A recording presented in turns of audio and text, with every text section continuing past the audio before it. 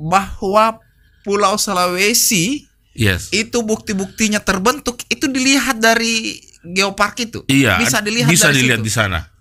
Dari semua lukisan prasejarah yang didapat, ini yang paling tua. Ini paling tua di dunia sekarang. Kita punya sebuah kawasan warisan yang diakui oleh dunia sebagai warisan dunia yang punya nilai tidak ada samanya di tempat manapun di dunia.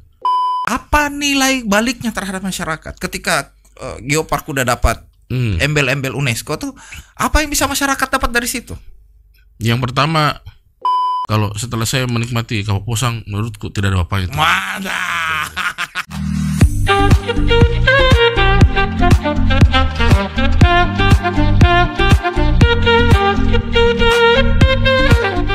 Bismillahirrahmanirrahim. Assalamualaikum warahmatullahi wabarakatuh. Kawan-kawan Portal Media, terima kasih sudah hadir lagi di podcastnya Portal Media.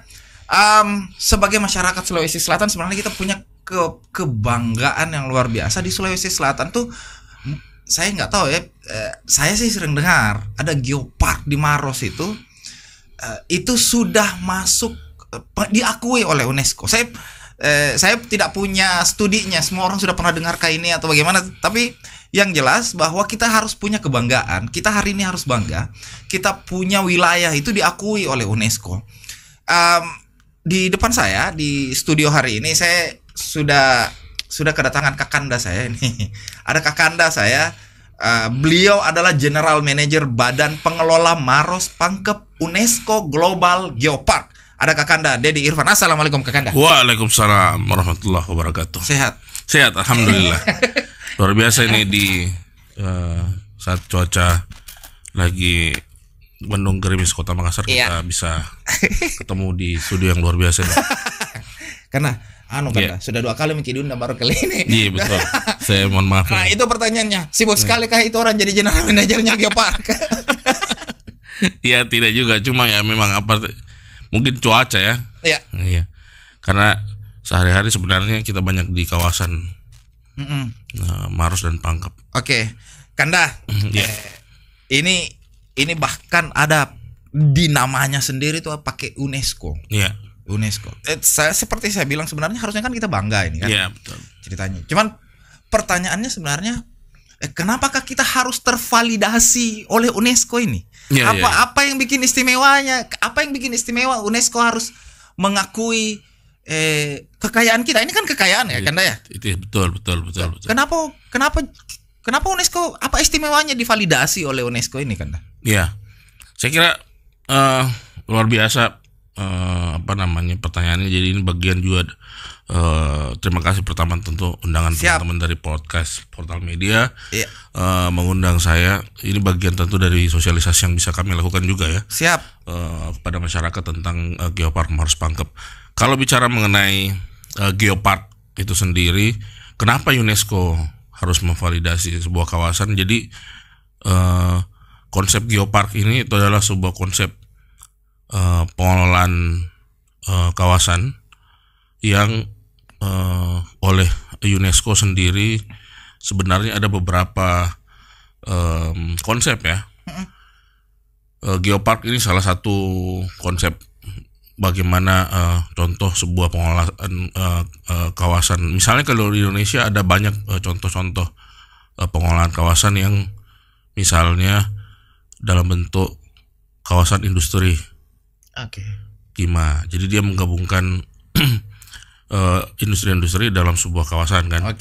Ada di Banteng Kiba ya, kawasan industri Banteng misalnya. Nah ini skopnya lebih besar. Dunia. Jadi tapi tentu ada kategori kenapa dia harus menjadi sebagai kawasan yang masuk dalam designation UNESCO. Yang pertama, kawasan ini itu adalah sebuah kawasan yang mempunyai nilai atau kekayaan dari sisi geologinya yang mempunyai bernilai internasional. Jadi ada banyak kawasan yang mungkin menurut orang istimewa di dunia, tapi belum tentu itu tervalidasi sebuah kawasan yang mempunyai nilai sebagai internasional.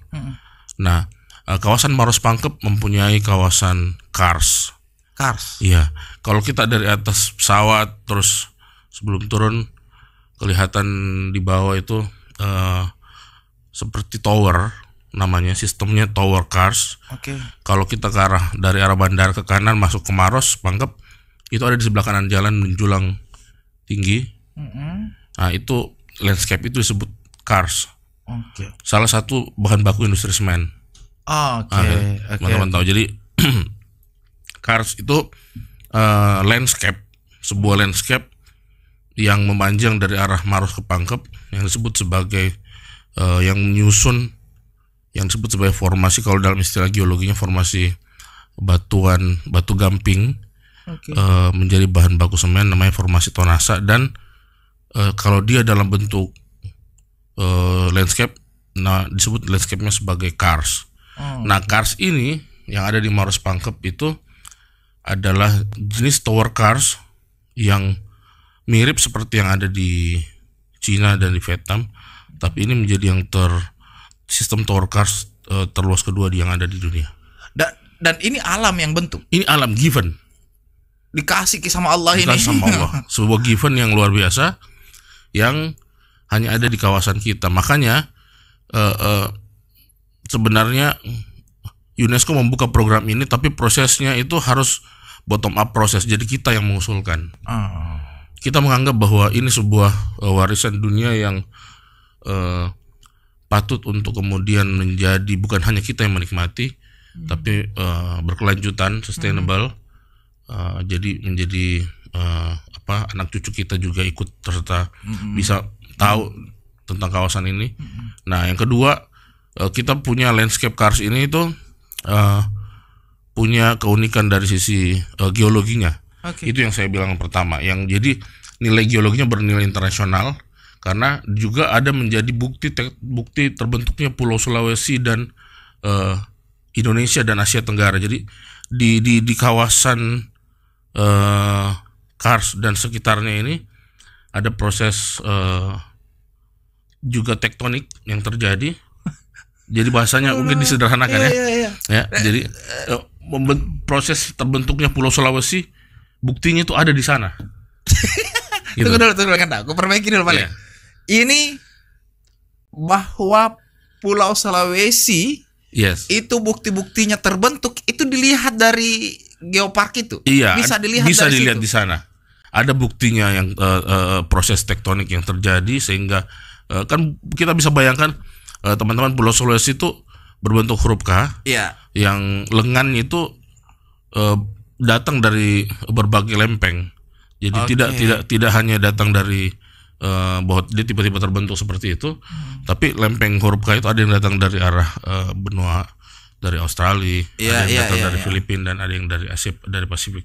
Nah, proses itu jutaan tahun yang lalu kan, kita bicara jutaan tahun lalu. Nah, itu buktinya bisa kelihatan, ada buktinya di kawasan Maros Pangkep. Nah, itu yang kedua. Dan yang ketiga, kita punya, ini masih dari sisi landscape-nya ya, dari sisi kekayaan geologinya atau geodiversity-nya. Kita punya namanya Kepulauan Spermonde.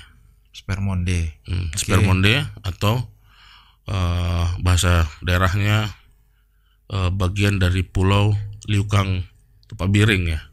Kawasan Kepulauan Spermonde. Nah, kawasan ini juga bagian dari kawasan Geopark Maros Pangkep. Sampai kalau kita pernah dengar Pulau Kapoposang pernah. Ya, teman-teman pernah dive berkali di sana ya. Bukan saya, bosku. Pernah usaha. Bosku. Nah, jadi itu salah satu itu batas terluar dari kawasan Geopark. Jadi kawasan Geopark ini ada daratnya. Dan dia juga ada marine-nya. Berapa luas kah ini? Kalau kita bicara luasannya kurang lebih 5.000 km square. Wow, 5.000 km persegi. Iya. Itu meliputi seluruh kawasan Kabupaten Maros secara administrasi dan Kabupaten Pangkep secara administrasi beserta dengan ada pulau-pulau. Kanda, saya mau kembali ke pertanyaanku. Apa pentingnya tervalidasi oleh UNESCO? Iya, karena kita anggap ini sebagai sebuah warisan dunia. Ini hanya bukan warisan. Ini diakui tervalidasi secara internasional, secara saintifik di jurnal dan paper riset itu menyatakan bahwa kawasan ini tuh punya nilai geologi yang tinggi. Yang pertama. Yang kedua, punya nilai biodiversity, flora fauna yang endemik yang hanya ada di situ saja. Oh, ada. Iya. Saya kira di Discovery Channel juga nonton itu gitu. Di Maros Pangkep kita punya hewan-hewan endemik yang hanya ada di situ. Kita punya namanya burung rangkong, julang Sulawesi yang ada di Kabupaten Pangkep. Terus di Maros kemudian kita ada Makaka maura. Kalau kita ke arah Cambo itu ada monyet-monyet pinggir jalan yang berekor pendek. Itu tipikal yang hanya ada di. Oh, itu monyet-monyet itu yang hanya kita yang punya itu. Iya. Tipikalnya berbeda dengan tempat-tempat lain. Jadi dua kekayaan flora fauna.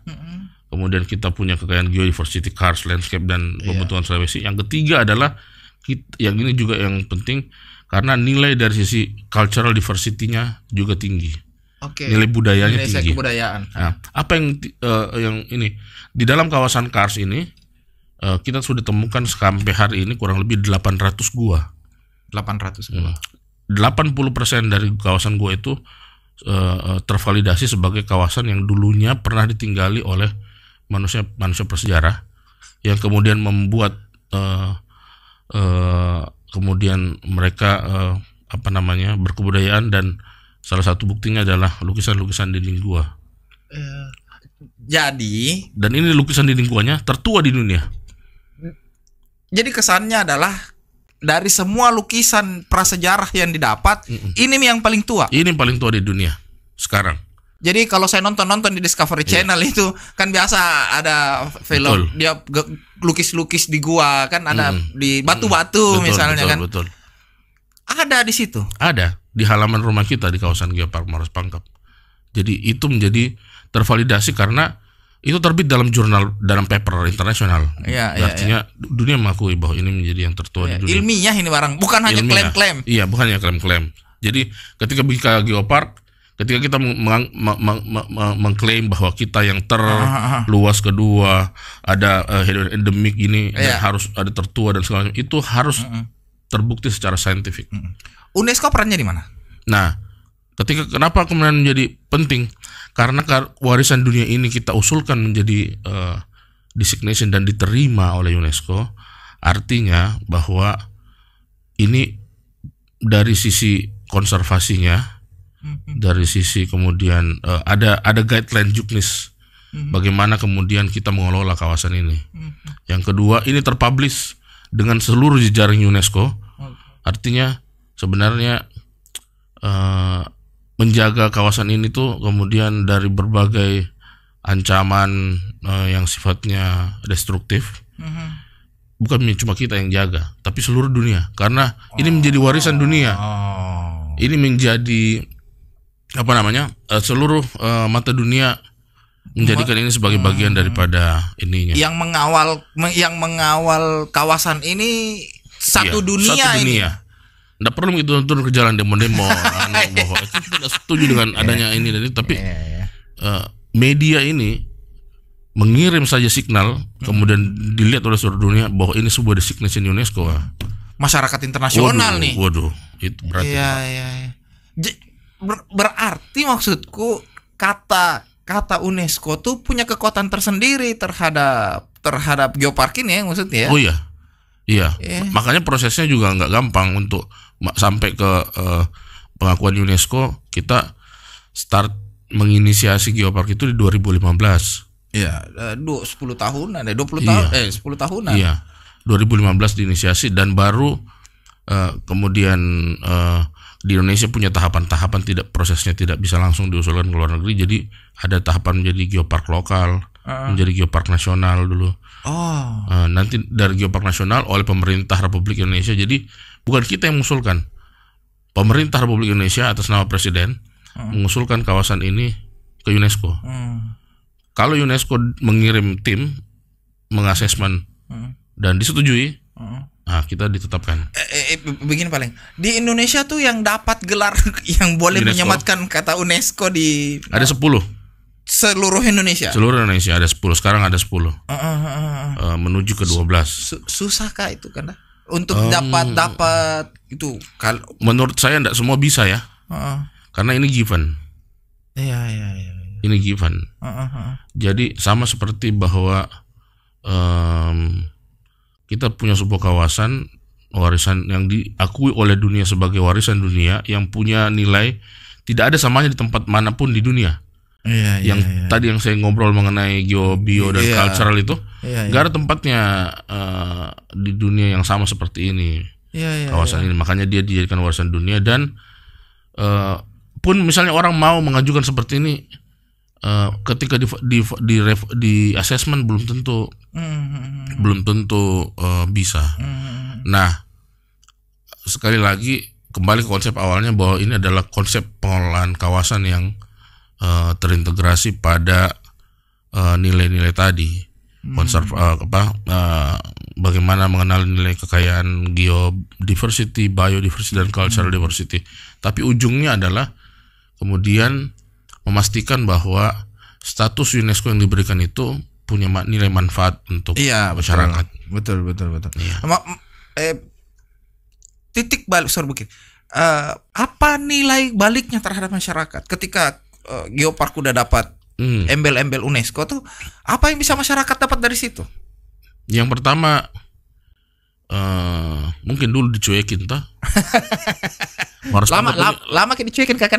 Lama, Maros Pangkep lama banget dicuekin. Oh gitu ya? Karena kan yang dikenal itu Bira. Betul. Ya, pusat-pusat turis dan kunjungan wisatawan mancanegara larinya ke sana. Setelah UNESCO menetapkan Maros Pangkep, ini yang pertama kita menjadi, tidak usah dulu secara lokal, masyarakat Maros dan Pangkep kemudian punya identitas. Betul. Itu yang pertama, identitas. Di mana kawasan Maros Pangkep? Oh, di Geopark Maros Pangkep. Oh, tidak ada yang bisa menyebut tempat lain ya. Selain mereka. Jadi mereka punya identitas bahwa ketika bicara Maros Pangkep, identitasnya mereka adalah kawasan karsnya mereka, laut spermondenya mereka, flora fauna, yang orang bilang tempatnya the kingdom of butterfly, kerajaan kupu-kupu kan.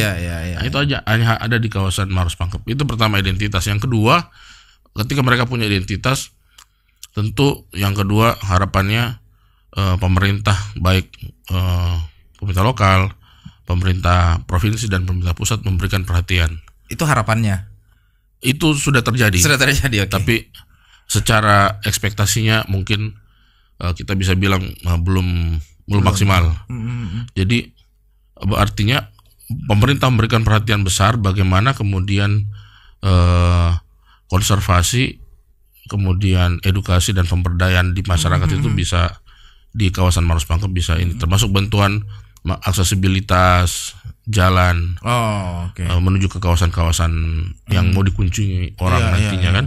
Nah, setelah itu kemudian tentu yang ketika itu ada dan UNESCO sudah menyatakan itu sebagai designasinya, maka kita berharap pendekatan yang terakhir yaitu sustainability atau berkelanjutan. Yang mana pendekatan yang berkelanjutan maksudnya melalui salah satunya adalah pariwisata. Artinya apa? Ketika UNESCO sudah menyampaikan itu, dikenal orang-orang, orang semua pengen datang ke situ, bahwa mereka pengen tahu, oh ada warisan dunia yang luar biasa di Maros Pangkep. Orang berkunjung, artinya apa? Jumlah kunjungan wisatawan baik lokal ataupun mancanegara meningkat. Betul. Itu yang kita harapkan. Dan efek terakhirnya, efek dominonya tentu masyarakat menerima manfaat ekonomi dari itu. Gitu. Di sekitar situ lumayan. Karena bicara tentang pariwisata tadi ini, ini kan terus tantangannya tuh semakin berat ya.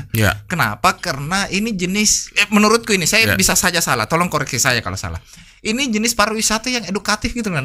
Kita tidak ngapa-ngapain di situ. Kita hanya lihat terus pelajari gitu toh. Dan itu menurutku hanya orang-orang tertentu yang kemudian punya ketertarikan terhadap, let's say misalnya formasi kebabatuan, terus kita terkagum-kagum terhadap formasi babatuan ini kan, sepertinya hanya orang-orang tertentu saja yang tertarik.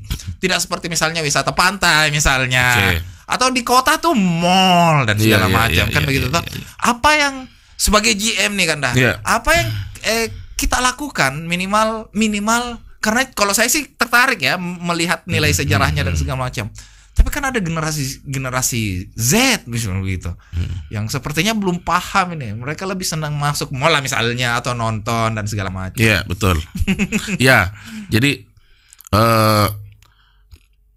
konsep geopark sendiri kalau dari sisi edukasi ya, kita bicara dari sisi pendekatan edukasinya, justru sebenarnya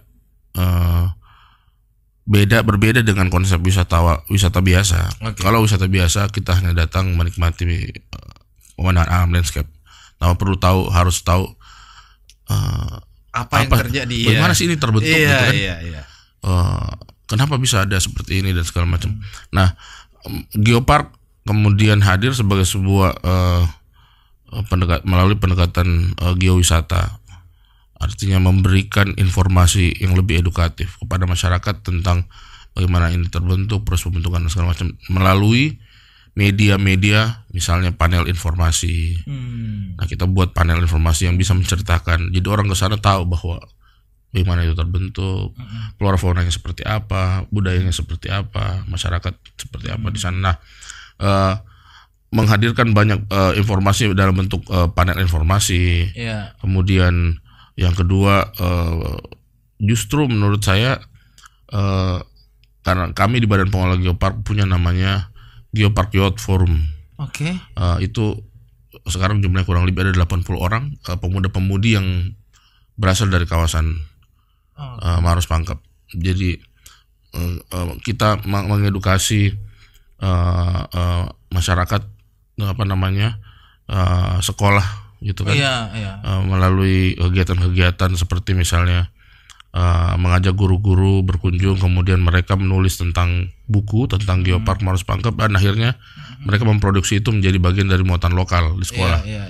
Bercerita kepada buku-buku itu dipelajari untuk menjadi muatan lokal di sekolah untuk anak-anak SD, SMP gitu. Dan kenapa itu menjadi menarik, karena ada banyak pesan yang membangun rasa kebanggaan terhadap kawasan. Artinya apa? Bahwa mungkin mereka bisa bercerita tentang bagaimana mereka ke luar negeri ya. Ke Paris, Prancis. Benar. Mereka Bali, kalau anak Makassar ke Bali. Kan? Mereka ke Jakarta, mereka bercerita dulu tuh mereka bercerita tentang Monas, tapi di Maros Pangkep itu mereka bercerita tentang kebanggaan terhadap kekayaan yang alam yang ada di halaman rumah mereka. Mereka bercerita bahwa mereka ada di kawasan rumah mereka ada lukisan dinding gua yang paling tua di dunia. Di kawasan mereka ada landscape cars, di kawasan mereka ada Spermonde. Yang menjadi kebanggaan mereka. Tentu ini prosesnya panjang ya. Kita berusaha untuk mentransformasi semua itu menjadi lebih mudah melalui pendekatan digital. Kemudian salah satunya sosial media, kemudian podcast, dan juga hari ini seperti saya kira bagian daripada sosialisasi itu juga. Siap. Nggak, maksudku saya sedang membayang-bayangkan suatu hari nanti kan, atau ketika orang pergi Prancis, pergi mana, mereka foto-foto di Menara Pisa kan. Backgroundnya. Saya berharapnya suatu hari nanti ini gambar tertua di muka bumi itu Iya. Jadi mungkin tidak bisa langsung, tidak semua yang langsung kunjungi ini, tapi mereka bisa ada makna yang ada di balik itu ya. Jadi manusia zaman prasejarah mungkin berusaha mengirim suatu message dengan berkreasi buat ini kan. Kemudian itu ada sampai bisa kita lihat hari ini. Nah, sekarang siapa yang menjamin kalau teman-teman punya sosial media kan? Ada pasti punya. Nah, kita kemudian berusaha untuk kemudian mengungkapkan perasaan kita di wall, di Twitter, di Instagram, di wall-wallnya di Facebook ya, menceritakan sesuatu. Sekarang ada yang menjamin 50.000 tahun yang lalu ke depan itu masih ada yang bisa terima informasinya. Enggak, saya kira ya, enggak ada yang bisa menjamin. Nah, di halaman rumah kita itu ada bahwa informasi yang dulu dituliskan itu sampai ke kita hari ini bisa kita lihat sebagai sebuah hasil kebudayaan. Ada nilai sejarahnya. Iya. Karena susahkah itu mempertahankan status embel-embel UNESCO itu karena begini kan, saya baca di media, beberapa media katanya kalimatnya, kata di situ, diksinya dipakai itu terancam. Ada kata terancamnya. Jadi susahkah itu? Apalagi kalau persoalan given, Ji, harusnya sih nggak susah ya. Iya, tentu ini menjadi tantangan karena setiap 4 tahun sekali status ini tuh direvalidasi. Iya, artinya kita ditetapkan oleh UNESCO sebagai geopark, UNESCO, designation UNESCO, itu tidak bersifat selamanya. 4 tahun setelahnya akan direvalidasi, artinya dicek kembali, betulkah ada perkembangan yang signifikan, masyarakat betul terima manfaat dari status ini. Bahkan UNESCO periksa itunya karena manfaat ke masyarakatnya bahkan dicek. 2026 kami direvalidasi. Kalau status dianggap kemudian tidak, badan pengelola geopark tidak bekerja, kemudian masyarakat tidak menerima signifikan dari misalnya kunjungan tidak meningkat, ekonomi tidak bergerak, kemudian apa lagi ya, rekomendasi yang dibuat oleh UNESCO tidak kita follow up, status itu bisa dicabut. Dan itu terbukti di Indonesia sekarang ada geopark yang sudah berstatus UNESCO yang sekarang masuk dalam kategori yellow card. Yellow card itu sudah ini oleh UNESCO untuk dicabut. Ya, ada geopark. Saya sebut nama ya. Boleh. Geopark Toba. Sama Geopark Belitung. Itu dicabut. Diberi waktu. Kalau yellow card itu dikasih warning untuk diperbaiki dan diberi waktu 1-2 tahun. Setelah itu kalau nggak berubah dicabut. Rekomendasinya kan ada beberapa ini kan dah. Iya. Bolehkah di-share sama kita ini? Apa saja rekomendasinya? 1-2 aja. Iya. Tentu yang pertama, kalau dari sisi pemerintah adalah dalam bentuk penganggaran. Pertanyaanku sebelum kita lanjut kedua, kan tadi salah satu rekomendasi penganggaran dari pemerintah nih. Apakah menurut sebagai general manager ini sudah terpenuhi belum? Saya kira belum ya. Belum. Artinya penganggaran itu kalau perhatian ya kadang dicueki, kadang diperhatikan. Itu terjadi ya, dan itu lumrah ya, karena pemerintah punya fokus di banyak hal ya. Siap. Bukan cuma siap sapu itu kan. Iya. Sapu kena. Sapu kena. Silakan. Nah, jadi kemudian yang kedua tentu juga penganggaran ini penting, karena penganggaran yang kita maksud penganggaran ini adalah kolaborasi dari semua pemangku kepentingan di dalam kawasan.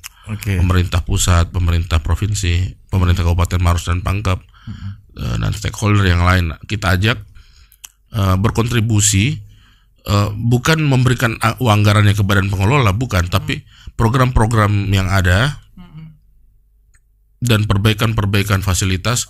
Katanya kita UNESCO, standarnya internasional. Masa toilet saja? Standarnya nggak internasional. Saya belum pernah ke sana kan dah. Mudah-mudahan saya dapat undangan dari kita.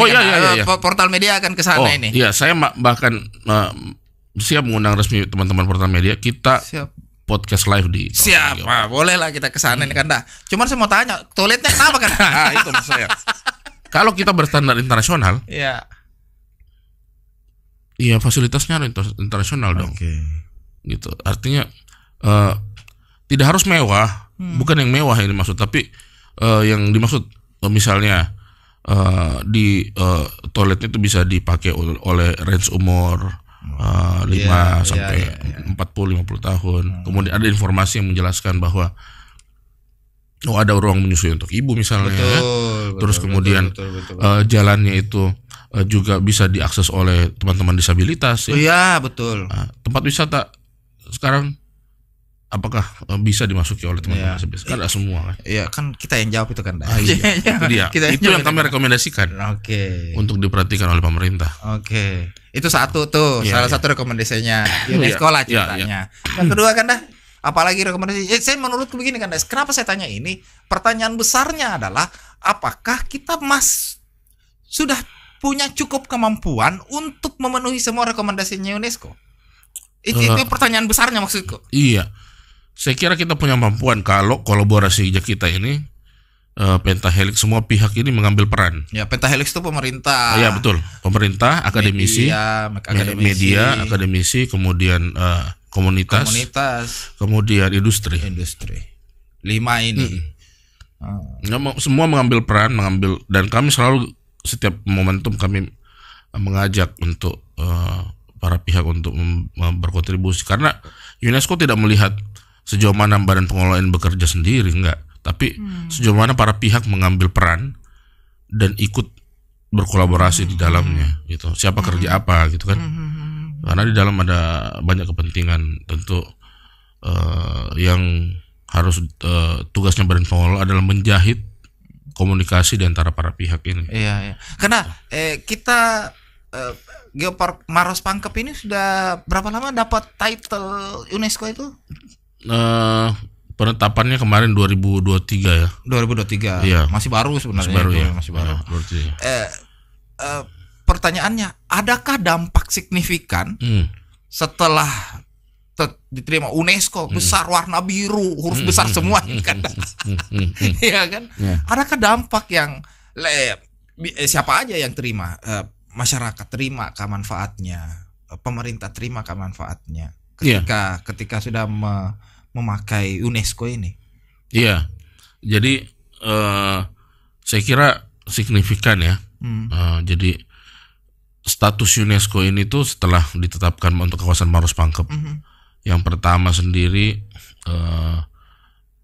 buat internal masyarakat itu mendapat banyak edukasi melalui peningkatan sumber daya manusianya. Jadi melalui pelatihan guide. Jadi guide. Jadi kementerian membuat. Dulunya kan nggak masuk tuh di dalam list Maros Pangkep. Untuk didorong ada guide segala macam. Nah itu diperhatikan. Ada banyak sekali pelatihan dari luar, dari kementerian masuk ke kawasan.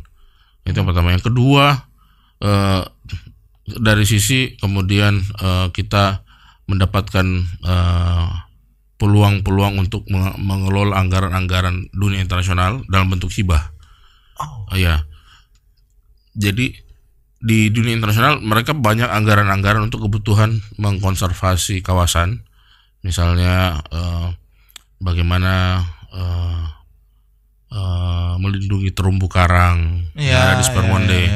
Ada tuh anggaran di luar, tapi kita harus apply untuk itu karena kita status kawasan UNESCO. Mereka trust. Dananya bisa masuk melalui mitra kita atau melalui badan pengelola langsung. Gitu. Terus kemudian tentu jumlah kunjungan menjadi meningkat. Jadi masyarakat itu sekarang kalau kita lihat di Maros Pangkep, dari sisi ekonomi banyak tumbuh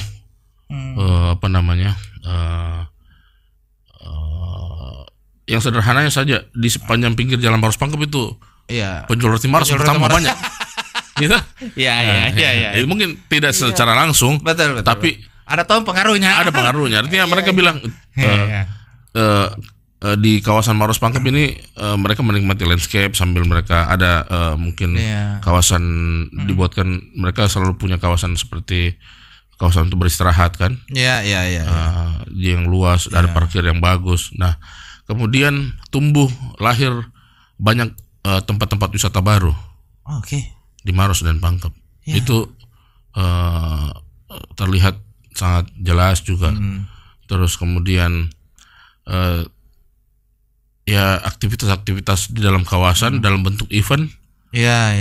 Itu banyak sekali. Banyak sekali kita terlaksana kegiatan-kegiatan event-event yang tentunya mendatangkan orang dalam jumlah lumayan besar. Nah, mereka pulang kan juga mereka promosi tuh. Mereka posting di sosmed, sosial media tentang kawasan ini, itu bagian daripada promosi. Dan saya kira itu yang paling signifikan, memastikan bahwa masyarakat ketika ke kawasan Maros Pangkep atau berkunjung, beli oleh-olehnya di Maros Pangkep. Jangan kemudian dulunya itu berkunjung ke Ramang-Ramang misalnya, tapi nginapnya di Makassar. Iya. Iya kan? Nginap di Makassar, kunjung ke Ramang-Ramang, beli oleh-oleh di Makassar. Iya. Boleh bule nginap sini kan, baru pergi ke sana, baru balik sini. Iya. Di sana cuma terima entrance fee doang. Iya, betul. Jadi kita mendorong supaya ada produk-produk yang bisa dibawa pulang juga dari sana, dari kawasan. Jadi oleh-olehnya bisa datang dari Makassar. Apalagi kan bandara internasional. Iya. Ada di kawasan Maros Pangkep, ya kan? Langsung mini ceritanya. Iya, bisa produk harusnya masuk ke sana dong.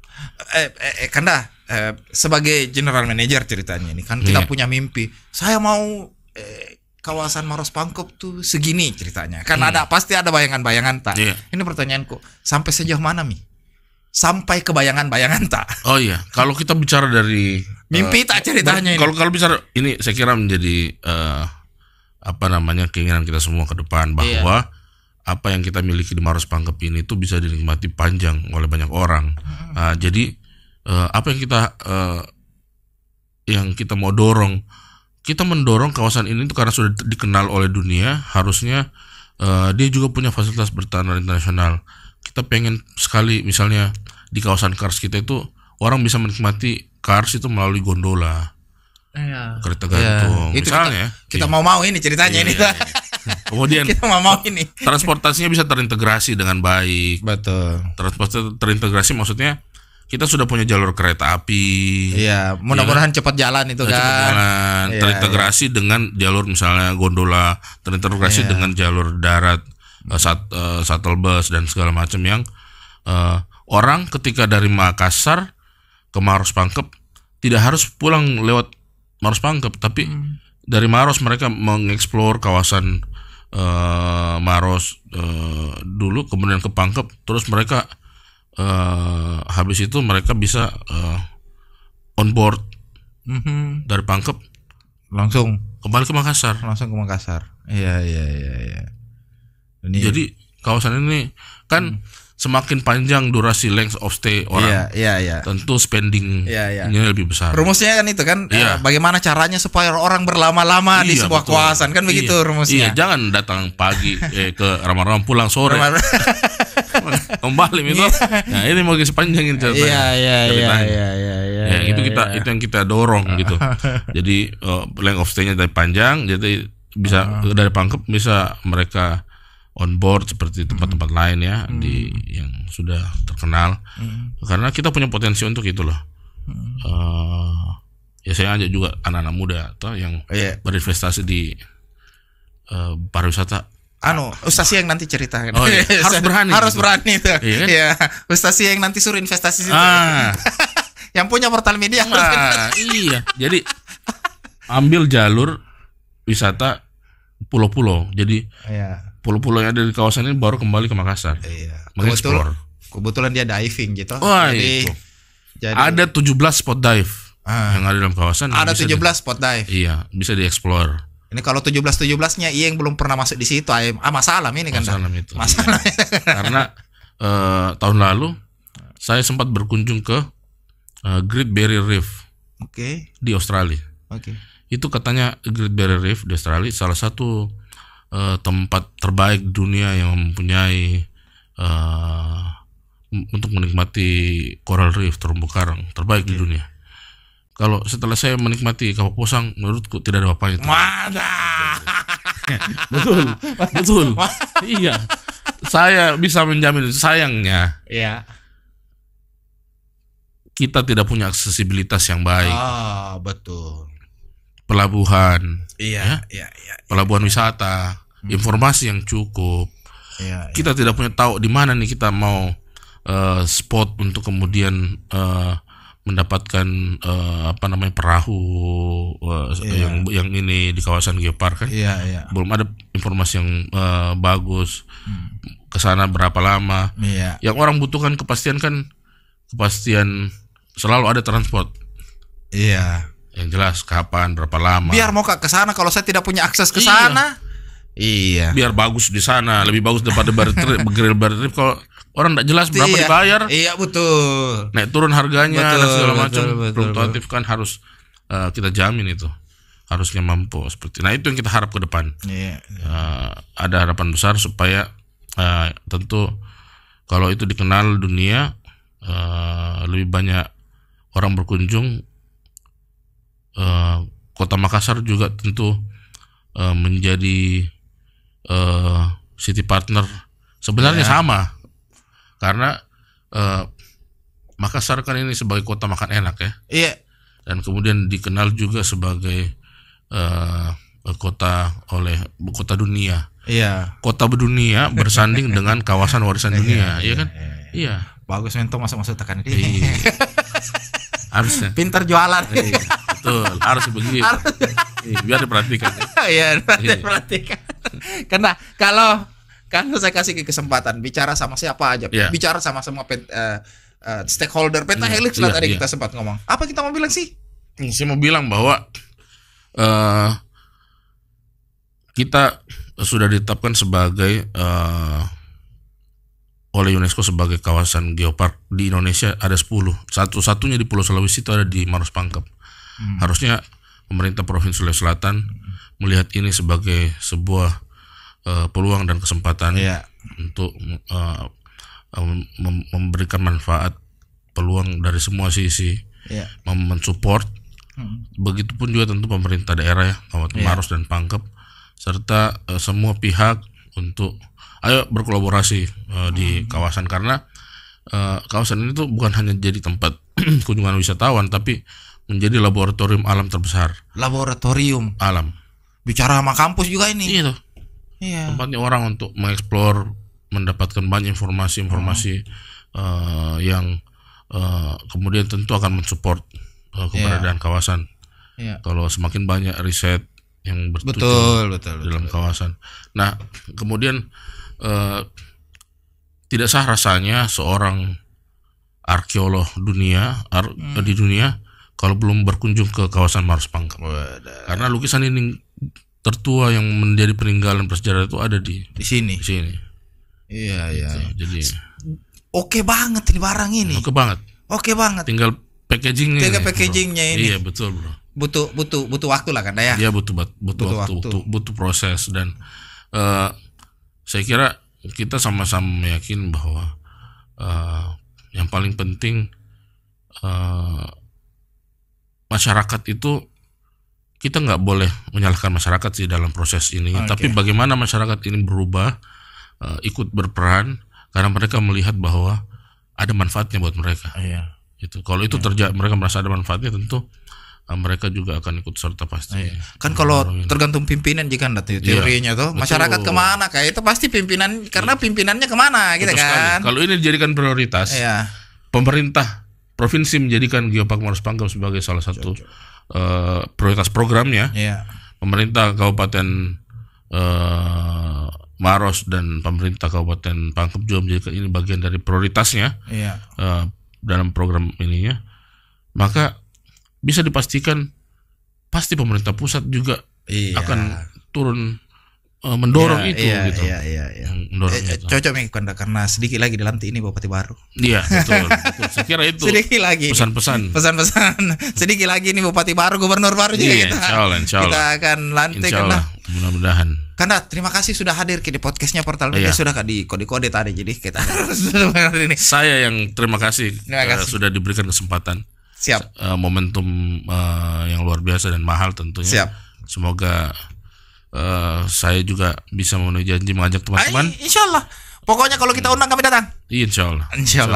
Kawan-kawan Portal Media, terima kasih sudah hadir lagi di podcastnya Portal Media. Saya hari ini sama Kakanda Dedi, General Manager dari Badan Pengelola Maros Pangkep. Tolong kasih masuk di kolom komentar siapa lagi yang harus kami undang ke sini, karena kita punya banyak kekayaan, kita punya banyak isu yang harus kita bicarakan. Saya Sal pamit, billahi taufiq wal hidayah. Assalamualaikum warahmatullahi wabarakatuh. Waalaikumsalam warahmatullahi wabarakatuh.